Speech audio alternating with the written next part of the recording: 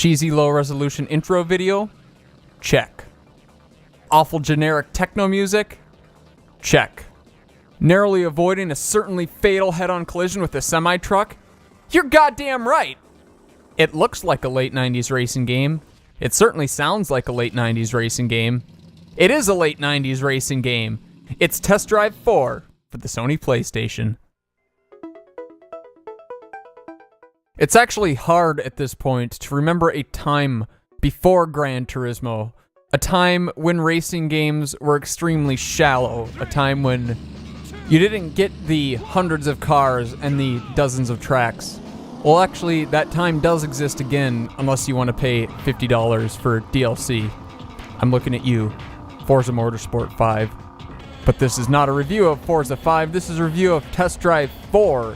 And the reason I review this game is because this is actually the first console game that I ever owned in my life.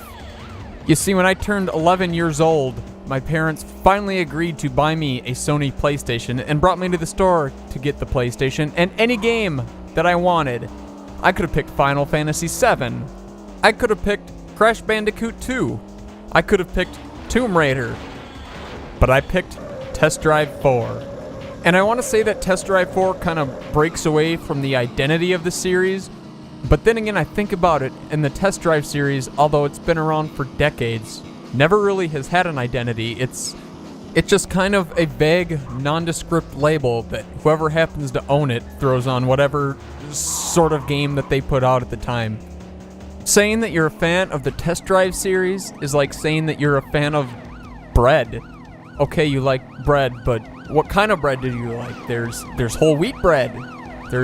You could go with white bread or honey wheat bread. I don't really know. You need to be more specific.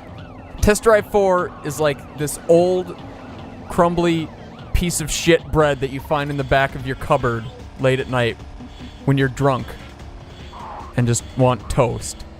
And then you realize that you don't have any jam. Hell, you don't even have any peanut butter. Test Drive 4 is like a dry, burnt piece of toast that somebody made drunk and made you eat. To start, the controls are awful. It's nearly unplayable at points, especially with the D-pad. And there is analog controls, but it does this weird thing that it maps your throttle and your braking to the right analog stick, which kind of is novel. It gives you analog control over your acceleration in a time where they didn't have analog triggers. But it just feels weird and makes the whole thing just feel like a damn mess. And if the controls weren't a big enough obstacle for you to overcome in this game, the game is absolutely cheap as hell. Your opponents can run you off the road, spin you around, or flip you over with ease. Oh, and after that, a cop's gonna pull you over and make you sit in place for a while. Still haven't had enough? Well, guess what? You're about to bump into the back of a compact car and send yourself flying into the countryside as a fiery wheel of steel and death and gasoline. I believe it was Reese Bobby who in the movie Talladega Nights said, "If you ain't first, you're last." I disagree. If you ain't first, well, you're probably playing Test Drive 4.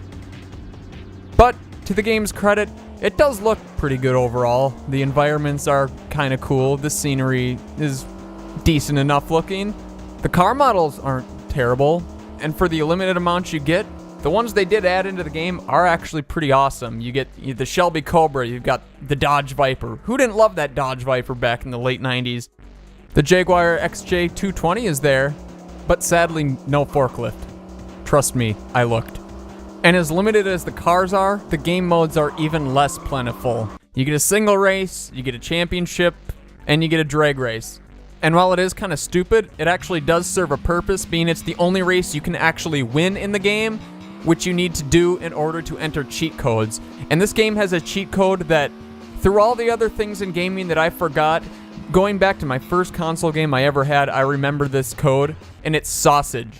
And I don't know if that's like a Freudian thing. I mean, trust me, if you asked me the Konami code, I'd probably get it wrong most of the time, to be honest. But damn it, I remember sausage. And sausage unlocks a bunch of cool extra cars. Well, I think like 4 extra cars. But you do get this cool Pitbull car named after the developer of the game. And it goes really, really fast, and it's really fun to do barrel rolls with. over the hills in San Francisco.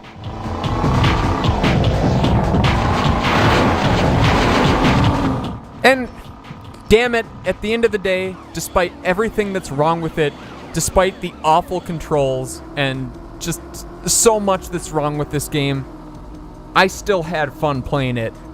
And I don't know why. I never won. The game is extremely cheap, and there really isn't any reason to enjoy this game, but I did. And in that way, I think Test Drive 4 is sort of a metaphor for life.